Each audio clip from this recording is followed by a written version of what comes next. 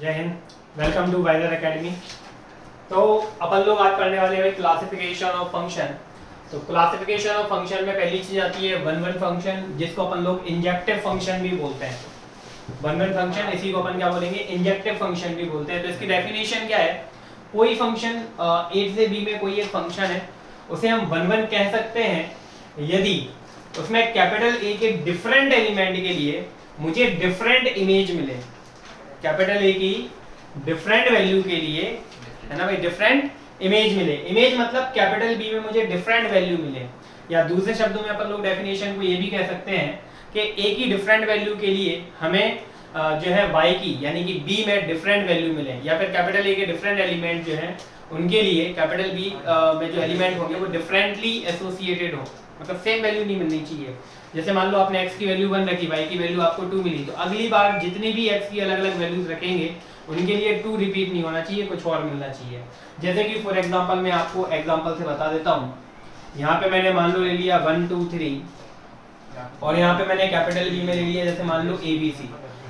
ये मान लो A से एसोसिएट है, ये मान लो C से एसोसिएट है, ये मान लो C से B से एसोसिएट है 3। तो क्या डिफरेंट वैल्यूज के लिए y की जो मुझे वैल्यू मिल रही है, कैपिटल B में मुझे जो वैल्यूज मिल रही हैं वो डिफरेंट मिल रही हैं कि सेम मिल रही हैं? डिफरेंट मिल रही हैं, तो अपन लोग इसको बोलेंगे वन वन फंक्शन। इसको अपन क्या बोलेंगे, वन वन फंक्शन। लेकिन अगर यदि मान लो कैसा होने लग जाए आपका डायग्राम, यहाँ पे मैंने वही 1 2 3 ले लिया और यहाँ पे मैंने ABC ले लिया। अब अगर मान लो 1 रखने पे भी A मिला और 2 रखने पे भी A मिल गया, है ना, 3 रखने पे मान लो A मिल गया, तो फिर ये वन वन फंक्शन नहीं है, फिर ये मैनी वन फंक्शन हो गया। क्योंकि डिफरेंट वैल्यूज के लिए आपको B की डिफरेंट इमेज नहीं मिल रही है, सेम इमेज मिल गई, तो ये मैनी वन फंक्शन हो गया। हालांकि ये फंक्शन है लेकिन वन वन नहीं है। तो जो फंक्शन वन वन नहीं होते वो क्या होते हैं भाई, मैनी वन होते हैं। ये बात और अपन लोग लिख लेंगे, विच फंक्शन आर नॉट, ये नोट डाल के लिख लेना आप लोग, which function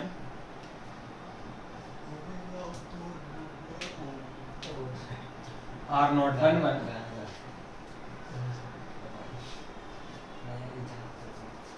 called many one function.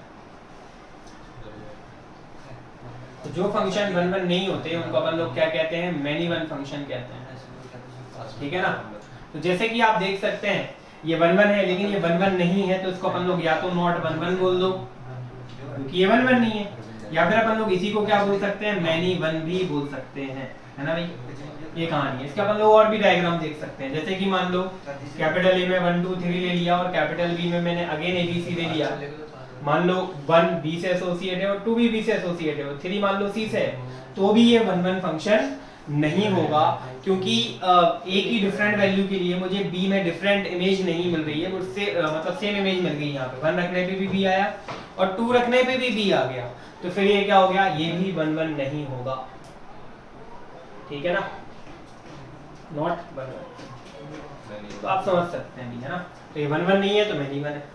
तो जो फंक्शन वन वन नहीं होंगे उनको अपन लोग क्या लिख देंगे भाई, मैनी वन लिख देंगे। और अपन लोग बात कर लेते हैं इनके एग्जाम्पल की, है ना भाई। तो वन वन फंक्शन के जो एग्जाम्पल है वो क्या क्या हो सकते हैं अपन लोग देख लेते हैं, है ना।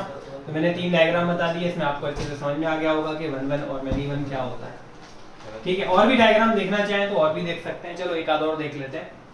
जैसे मान लो यहाँ पे मैं 1 2 3 3 एलिमेंट रखता हूँ, एक डायग्राम और देख लेते हैं। ये ABCD ले लिया मैंने।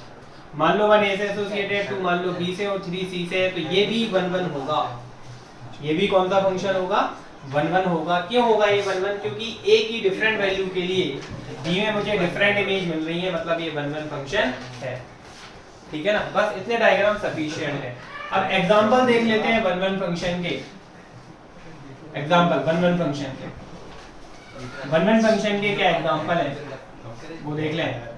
तो जैसे कि e की पावर x, e की power minus x, log x, है ना, ये सारे वन वन फंक्शन के क्या है भाई, आपके एग्जांपल है। एक लीनियर भी ले सकते हैं, जैसे कि 3 + 2x, ये भी आपका वन वन फंक्शन ही होता है।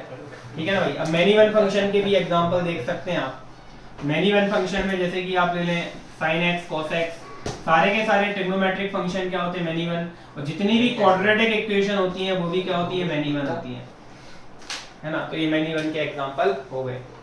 क्वाड्रेटिक इक्वेशन भी मैनी वन ही होगी। ठीक है, चलो आगे बढ़ते हैं।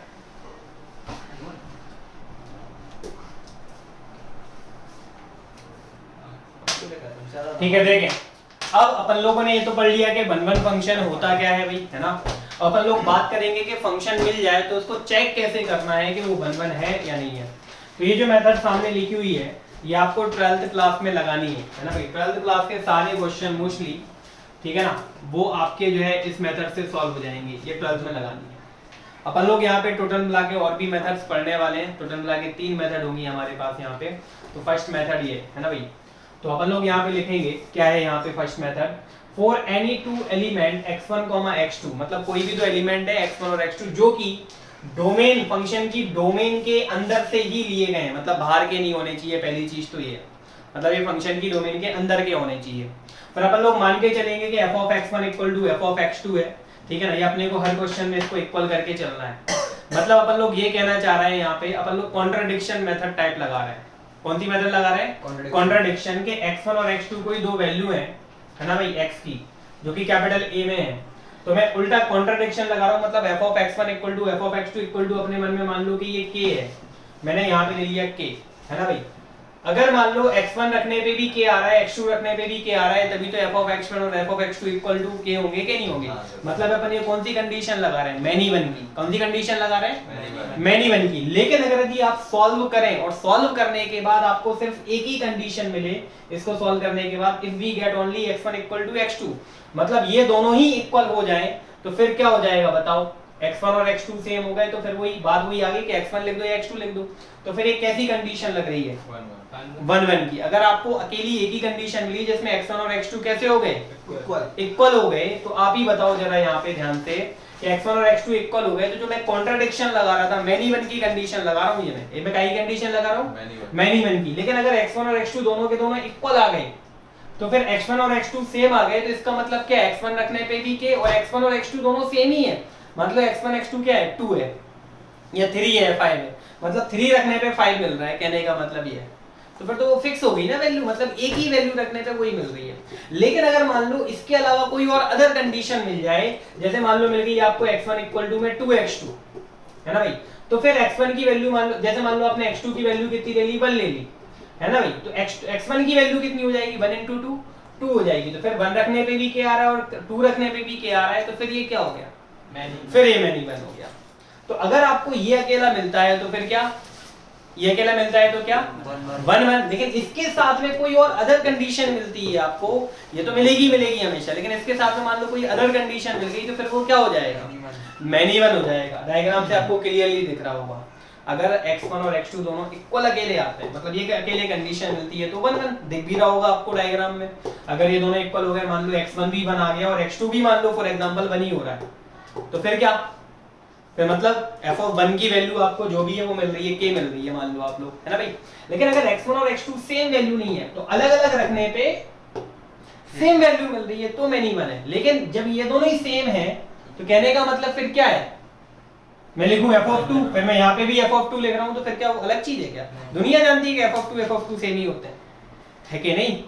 क्लियर रही बात। जब x की वैल्यू अलग अलग हो और आपको ये सेम मिल रहा हो, तब मैनी वन होगा ना। लेकिन जब ये x की वैल्यू ही दोनों सेम हो जाएंगी, तो फिर क्या कहेंगे हम उसको? फिर हम उसको 1 1 कहेंगे। समझ में आ रही है ना मेरी बात? थोड़ी सी ना कंफ्यूजिंग टाइप की लैंग्वेज है यहाँ पे, ठीक है। तो अगर अकेला सॉल्व करने पे ये अकेला मिलता है तो 1 1, और अगर यदि मान लो अदरवाइज का मतलब ये है कि जैसे कि मान लो आपको x1 इक्वल टू में लैम्डा x2 इस तरीके की कोई कंडीशन मिलेगी, तो फिर वो फंक्शन क्या हो जाएगा आपका? Many one. क्या बात समझ में आ गई सभी लोगों को? ठीक है ना, कहने का मतलब ये है। और ये मेथड जो होती है ना, देखो 12th क्लास तक तो ठीक है, बढ़िया मेथड है, अच्छी मेथड है, कोई दिक्कत नहीं है। लेकिन जेई में अपन लोग उल्टा करते हैं कि इस मेथड पे आपको सबसे लाखड़ी में जाना है, सबसे लास्ट में जाना है। इस मेथड में आपको कब जाना है? सबसे आखिरी में ये मेथड रखनी है, मतलब ये लास्ट प्रेफरेंस रहेगी हमारी जेई के लिए। लेकिन 12th में आपको इसी मेथड से करके आना होगा, ठीक है? ठीक है, देखें तो अपन लोग उसी मेथड को अब देखते हैं कैसे अप्लाई करना है ना भाई, कैसे अप्लाई करना है। तो पहला एग्जांपल है अपने पास f of x equal to में x2, और इसकी जो डोमेन है वो x belongs to capital R है। क्वेश्चन में नहीं दी तो अपन लोग डोमेन निकाल के देखेंगे। क्वेश्चन में डोमेन नहीं दी तो अपन क्वेश्चन में डोमेन निकाल के देखेंगे। तो बताओ आप ही को इसकी डोमेन क्या होगी? कैपिटल R, है ना। तो अपन लोग क्या करेंगे? f of x1 equal to f of x2 करेंगे मतलब कॉन्ट्राडिक्शन मेथड है ये। मैनी वन की कंडीशन होती है कि x की दो डिफरेंट वैल्यू के लिए आपकी y की वैल्यू सेम आ रही है, ठीक है ना भाई। तो ये अपन लोग कॉन्ट्राडिक्शन नहीं, मतलब अपन मैनी वन की कंडीशन लगाते हैं, ठीक है। अगर x1 इक्वल टू x2 आ गया तो 1 1, और अगर x1 इक्वल टू x2 तो हमेशा मिलेगी, उसके साथ में एक और कंडीशन मिल गई अदर, तो फिर वो मैनी वन हो जाएगा। क्यों, देखें जरा ध्यान से, है ना भाई। तो f of x1 equal to f ऑफ x2 करेंगे तो x1 square equal to x2 square हो जाएगा। x की प्लेस में यहाँ पे अपन लोगों ने क्या पुट कर दिया, x1 पुट कर दिया तो ये हो गया x1 स्क्वायर, और x की प्लेस में मैं यहाँ पे मैं x2 पुट करूंगा तो हो जाएगा x2 स्क्वायर। इसको उधर ले आएंगे तो x1 square minus x2 square equal to में 0। फॉर्मूला लगाएंगे हम a square minus b square वाला, तो ये हो जाएगा a प्लस b इनटू में क्या भाई a माइनस b, और इक्वल टू में कितना है भाई 0 है। अब या तो ये 0 होगा या फिर ये 0 होगा, तो x1 plus x2 equal to 0 रखेंगे एक, और एक रखेंगे हम x1 minus x2 equal to 0। इसको सॉल्व करने पे मेरे को मिलेगा x1 equal to minus x2, और इसको सॉल्व करने पे मिलेगा x1 इक्वल टू x2। तो बताओ 1 1 है कि मैनी वन है? 1 1 है कि मैनी वन? मैनी वन है। इसकी वजह से मैनी वन है। ये तो 1 1 दे रहा है, लेकिन मैंने बोला ये तो हमेशा आने ही आना है, लेकिन अकेला ये आए तो 1 1, लेकिन इसके साथ में कुछ और आ जाए तो मैनी वन।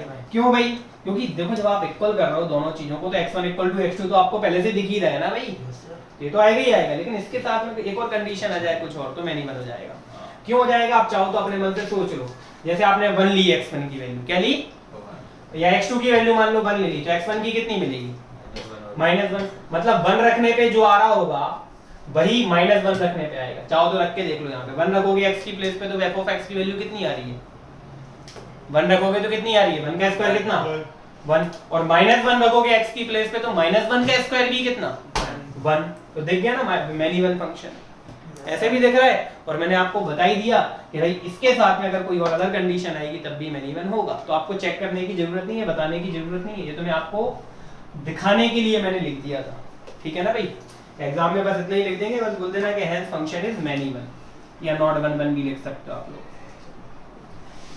ठीक है ना भाई। इसकी वजह से हुआ ये मैनी वन, कर लो, ठीक है ना। तो सेकंड एग्जांपल है अपने सामने, f of x equal to में x स्क्वायर और x belongs to r positive, है ना भाई। तो क्वेश्चन मैंने देखो वही रखा हुआ है, बस डोमेन बदल दी। x belongs to r positive मतलब x की वैल्यू मेरे को सिर्फ पॉजिटिव लेनी है, ठीक है। तो मैं दोबारा सॉल्व नहीं करा रहा हूँ, इसी में आप लोग देख लो सॉल्यूशन बिल्कुल ऐसे ही होगा, सब कुछ ऐसे ही होगा कि नहीं होगा। तो यही का यही सॉल्यूशन आपके सामने रखा हुआ है, ठीक है। ध्यान से सुन लो, नहीं तो बोलो कि सर इसका सॉल्यूशन क्या है, तो इसका सॉल्यूशन हो रहा, तो वही के वही इक्वेशन है, तो काहे को फालतू में दोबारा सॉल्व करें, है ना भाई। फंक्शन वही है, तो मैंने पूरा सॉल्व कर दिया। अब ध्यान से सुनना, यहाँ पे अगर मैं x2 की वैल्यू, x1 और x2 डोमेन से लिए जाते हैं कि नहीं लिए जाते हैं, मैंने आपको थ्योरी में लिखवाया था, है ना। तो x1 और x2 दोनों पॉजिटिव होने चाहिए, क्योंकि डोमेन इस बार पॉजिटिव है इस वाले क्वेश्चन के लिए।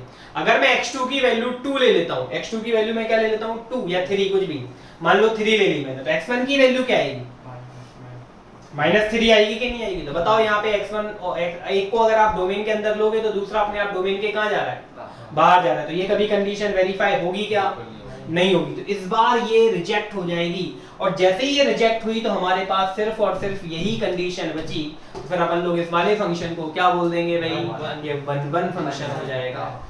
क्या बात समझ में आ गई? अकेली यही कंडीशन बची, तो इस बार ये वाला फंक्शन आपका क्या हो जाएगा भाई 1 1। तो मैंने इसीलिए दोबारा सॉल्यूशन नहीं किया, ठीक है ना।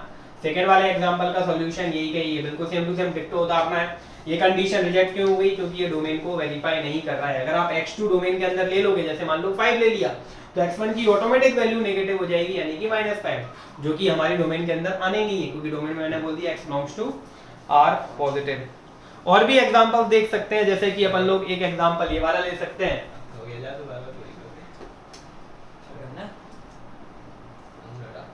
log x वाला भी एग्जांपल ले सकते हैं, है ना भाई। जैसे कि ln x है थर्ड एग्जांपल। वैसे इसमें कोई ज्यादा खास बात है नहीं है, log x में तो काफी सिंपल सा ही, आप लोग खुद कर लेना, ठीक है ना। आप लोगों से ही हो जाएगा log x का एग्जांपल, ये तो बहुत सिंपल है। बस ध्यान रखना कि जो x की जो डोमेन है वो कौन सी है, ग्रेटर देन 0 है। आप नेगेटिव में बात यहाँ पर कर नहीं सकते, है ना। डोमेन x ग्रेटर देन 0 होती है। ये मैंने अपने मतलब जो क्वेश्चन में नहीं दी हुई है, ये मैं जानता हूँ कि log की डोमेन क्या होती है। log के अंदर कभी नेगेटिव नहीं आता है, तो सॉल्व कर लोगे ना ये वाला, ये भी 1 1 ही आएगा, करके देख लेना। देखें, तो कैलकुलस मेथड सेकंड वाली है, आप लोगों को ये 12th में अप्लाई नहीं करनी है, ठीक है ना भाई। ध्यान रखना, कर सकते हो आपकी मर्जी भाई, लेकिन आपकी किस्मत अच्छी होना चाहिए कि चेक करने वाला नॉलेजेबल पर्सन हो, है ना भाई।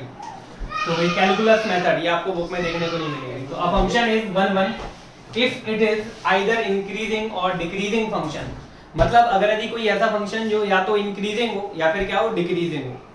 ठीक है ना भाई, मतलब नाइदर इंक्रीजिंग नॉट डिक्रीजिंग वाला फंडा नहीं लगना चाहिए। नाइदर इंक्रीजिंग नॉट डिक्रीजिंग क्या होता है ये अपन लोग जब इंक्रीजिंग डिक्रीजिंग पढ़ेंगे तब देखेंगे।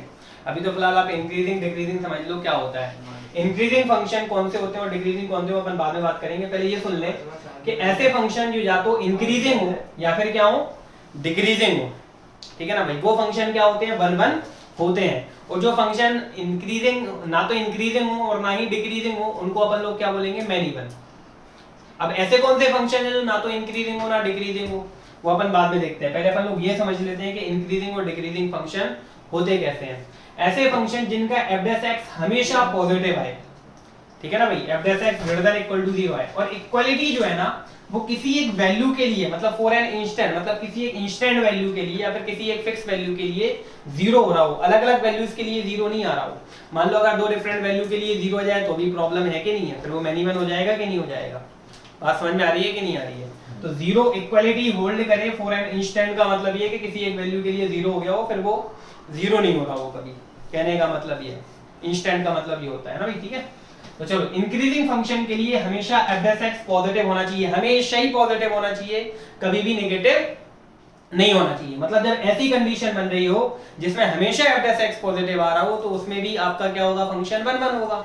या फिर ऐसी कंडीशन बन रही हो जिसमें f' हमेशा क्या आ रहा हो, नेगेटिव आ रहा हो, तो फिर वो डिक्रीजिंग फंक्शन होगा, तो भी वो वन वन होगा। f' अगर हमेशा पॉजिटिव आ रहा है तो वो इंक्रीजिंग फंक्शन है, तो भी वन वन है। और f' हमेशा नेगेटिव आ रहा है तो वो डिक्रीजिंग फंक्शन है, तो भी वो क्या है, वन वन है। लेकिन ध्यान से सुनना, अब जो मैं बात बोलने वाला हूं बड़े काम की है ना भाई। लेकिन ऐसा हो जाए कि f' कुछ वैल्यू के लिए पॉजिटिव हो रहा है और कुछ के लिए क्या हो रहा है, नेगेटिव, तो ऐसे फंक्शन को अपन लोग बोलते हैं नाइदर इंक्रीजिंग नॉर डिक्रीजिंग, और यही फंक्शन मैनी वन वाले होते हैं, यानी कि वन वन नहीं होते। जिनमें f' हमेशा पॉजिटिव रहे वो इंक्रीजिंग है, मतलब वो वन वन फंक्शन है। जिनमें f' क्या हो, हमेशा ही नेगेटिव हो रहा हो, तो वो क्या है, डिक्रीजिंग फंक्शन है, और ये भी वन वन ही फंक्शन है। लेकिन ऐसे फंक्शन जो कभी कभी x की किसी वैल्यू, कुछ वैल्यू के लिए पॉजिटिव रह रहे हैं f' और कुछ के लिए क्या हो रहा है, नेगेटिव हो रहा है, तो फिर वो neither increasing not decreasing function होगा और उसको अपन लोग मैनी वन फंक्शन बोलेंगे।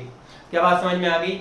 अच्छा भाई, वन वन मतलब इंक्रीजिंग फंक्शन वन वन कैसे होता है ये अपन लोग देख लेते हैं, और इसमें f' ग्रेटर देन 0 कैसे आता है ये अपन लोग बाद में देखेंगे। इतना डिटेल में नहीं जा रहा हूं क्योंकि अभी आप लोगों को dy/dx अच्छे से पता नहीं होगा। पता हो तो अच्छी बात है, क्योंकि अभी मैंने एप्लीकेशन ऑफ डेरिवेटिव नहीं पढ़ाया है ना भाई, यार ये कह सकते हैं डिफरेंशियबिलिटी नहीं पढ़ाया। डिफरेंशियबिलिटी में बता दूंगा वहां पे क्या क्या होता है। ठीक है ना, अभी बस ये f' 0 से बड़ा क्यों होता है वो मैं बाद में बताऊंगा, वो मैं नहीं बता रहा हूं, अभी इतना डिटेल में नहीं जाएंगे। अभी तो फिलहाल आप ये देख लो कि इंक्रीजिंग फंक्शन में वन वन क्यों हो जाता है।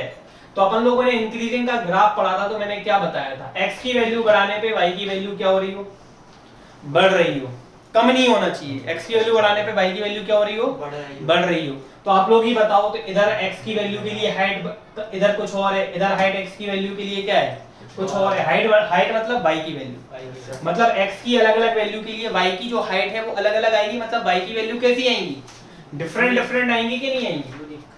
देखो आ रही है डिफरेंट, ठीक है कि नहीं, है ना। तो ये इसलिए इंक्रीजिंग फंक्शन क्या हो जाते हैं, वन वन हो जाते हैं। अब इनका f' पॉजिटिव क्यों होता है वैसे मैं भी इस ग्राफ में बता सकता हूं, लेकिन अपन जान ही रहे हैं, वहां पे फिर लेक्चर लंबा हो जाएगा। ठीक है ना, वो चीज अपन लोग बाद में देखेंगे। चैप्टर ही है ना एक, अपन को पूरे चैप्टर पढ़ना है इंक्रीजिंग डिक्रीजिंग फंक्शन, तो वहां पे ये पूरी थ्योरी आएगी, फिर आप वहां पे समझ लेना अच्छे से आराम से, है ना, वहां पे बताऊंगा मैं।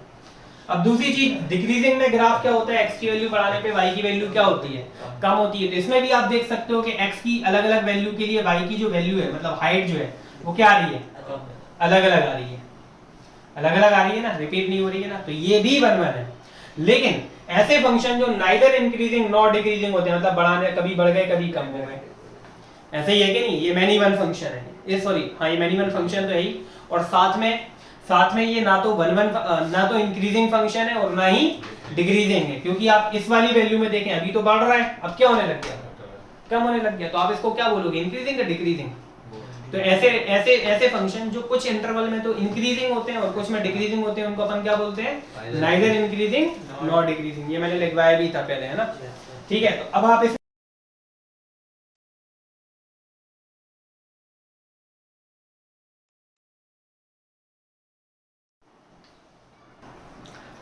ठीक है, तो देखें यहाँ पे अपन लोग जो है जैसे neither increasing not decreasing function है, तो इसमें हाइट देखना सेम हो जाएगी। ये वाली हाइट और ये हाइट देखो हो रही है सेम, इधर अंदाजा लगा सकते हैं अपन लोग, सेम तो होगी हो रही है। तो x की दो वैल्यू के लिए y की वैल्यू इसमें क्या होने वाली है, सेम। तो ये मैनी वन की कंडीशन तो होती है।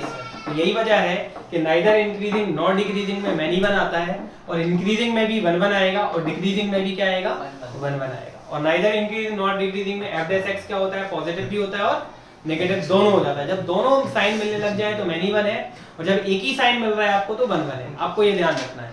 और क्यों, तो मैंने सबको अच्छे से एक्सप्लेन कर दिया बाय ग्राफ से, है ना भाई। चलो अब बढ़ते हैं अपन लोग आगे। अब अपन लोग देखते हैं इनके क्वेश्चंस के सॉल्व कैसे करने हैं। ठीक है ना भाई, तो कुछ एग्जांपल्स के थ्रू देख लेते हैं। क्वेश्चन नहीं कराऊंगा भाई, एग्जांपल में ही समझ लो कि वही क्वेश्चन है आपके। तो जैसे कि आपका एग्जांपल नंबर 1 है f of x equal to में वही x², वही एग्जांपल रखूंगा मैं, ज्यादा कुछ चेंजेस नहीं कर रहा हूं, है ना। तो f of x equal to x², तो सबसे पहले हम क्या निकालेंगे यहाँ पे, डोमेन। तो डोमेन तो क्वेश्चन में अगर दी नहीं है तो आप खुद निकाल के देखो इसकी डोमेन क्या होती है, x belongs to capital R।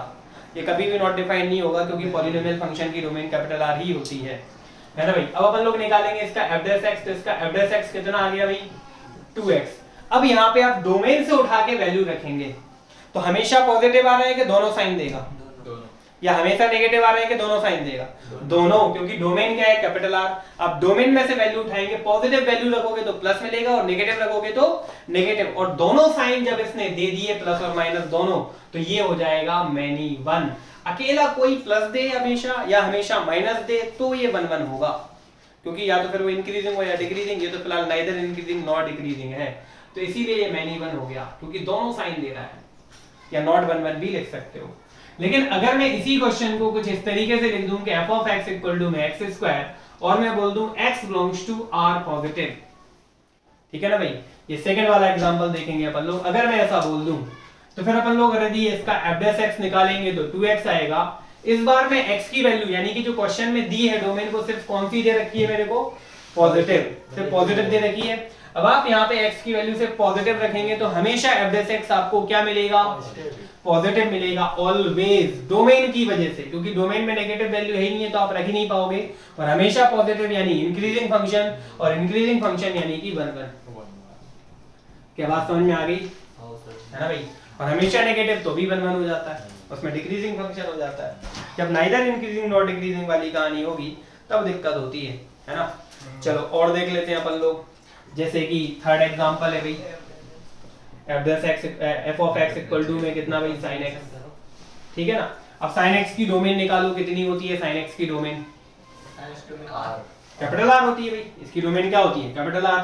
अब हम इसका डिफरेंशिएशन करेंगे तो क्या मिलेगा, sin x का डिफरेंशिएशन cos x होता है। जिन लोगों को याद नहीं है तो भी फिलहाल ध्यान में रखना कि cos x होता है, लेकिन फिजिक्स में तो इतना सिखाई देते हैं कि यहाँ इसका डिफरेंशिएशन ये है, ठीक है ना भाई।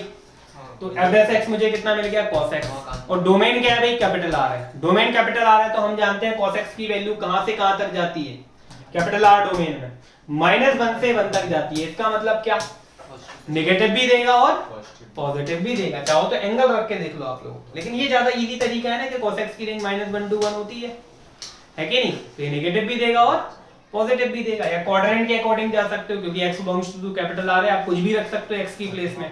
मतलब x की सारी वैल्यूज के लिए तो यही वैल्यू मिलेंगी, मतलब आपको नेगेटिव वैल्यूज भी मिल रही हैं और पॉजिटिव भी मिल रही हैं। मतलब नाइदर इंक्रीजिंग नॉट डिक्रीजिंग, मतलब ये one one many one function हो जाएगा ये भी, ठीक है ना। आ गया ना समझ में, ये कोई दिक्कत है। और देख लेते हैं अपन लोग एग्जांपल यहाँ पे।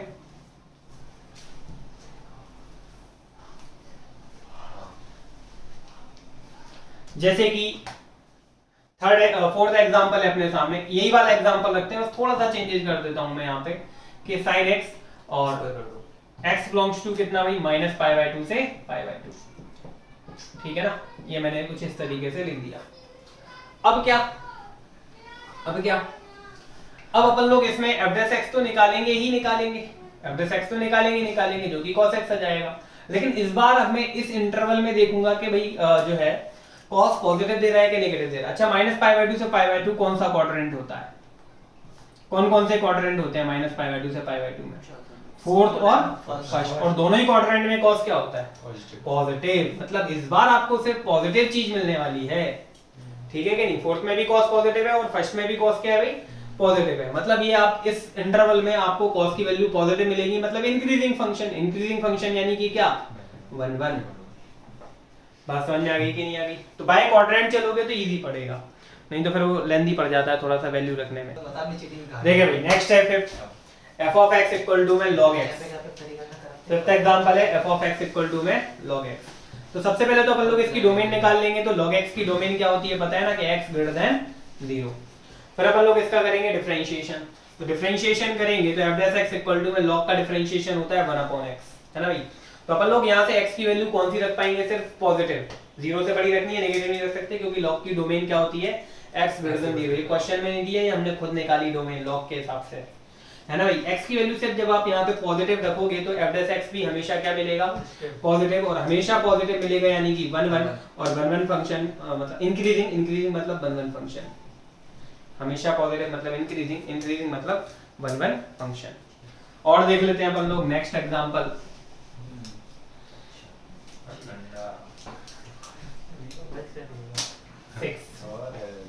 f of x equal to जैसे कि मैंने लिख दिया x square plus x plus 1, ठीक है ना, ये मैंने लिख दिया। तो इसको भी अपन लोग चेक करेंगे। तो मैं यहाँ पे इसका अगर डिफरेंशिएशन करूँ तो f dash x equal to में कितना आ रहा है भाई 2x प्लस 1। तो बताओ इसकी डोमेन क्या होती है, कैपिटल R। तो यहाँ पे x की जगह पे पॉजिटिव रखोगे तो आपको पॉजिटिव वैल्यू मिल रही है, और नेगेटिव रखने पे कुछ ना कुछ तो आपको माइनस दे ही देगा कहीं ना कहीं से, है ना, दे ही रहा है, -3 रख दो नेगेटिव दे रहा है, मतलब ये पॉजिटिव और नेगेटिव दोनों वैल्यू दे रहा है, मतलब ये क्या हो जाएगा आपका मैनी वन फंक्शन। ये बात हम डायरेक्ट पता है, ठीक है ना। लेकिन 7th वाला देखना आप लोग, f(2) में अब मैं थोड़ा सा चेंज कर रहा हूँ, f(2) में -1/2 से infinity tends to capital R, ठीक है ना। f of x equal to मैंने लिख दिया x square plus x plus 1। अच्छा मैंने अभी तक ऐसा कोई क्वेश्चन नहीं लिखा, तो पहले आप इसको समझ लो कि ये क्वेश्चन है क्या, ठीक है ना। मैंने आपको स्टार्टिंग में जब बिल्कुल फंक्शन स्टार्ट किया था, जब मैं डोमेन